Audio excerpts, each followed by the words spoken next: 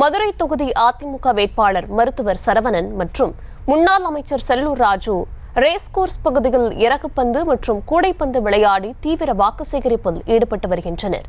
கூடுதல் விவரங்களை தர இருக்கிறார் செய்தியாளர் நவநீத கிருஷ்ணன். வணக்கம் நவநீத கிருஷ்ணன், விவரம்.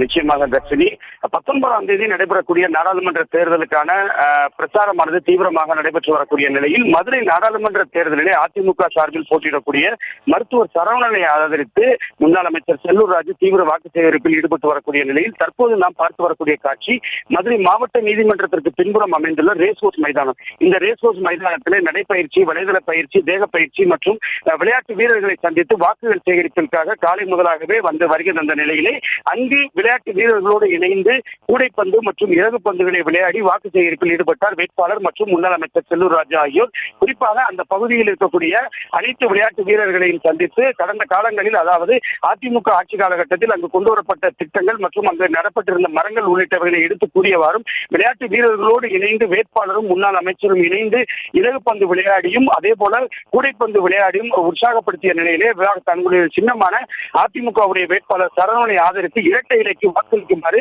முன்னாள் அமைச்சர் செல்லூர் ராஜு வாக்குகள் சேகரிப்பில் ஈடுபட்டது குறிப்பிடத்தக்கது. தர்ஷினி, விவரங்களுக்கு நன்றி. செய்திகளை உடனுக்குடனும் துல்லியமாகவும் தெரிந்து கொள்ள சப்ஸ்கிரைப் பண்ணுங்க.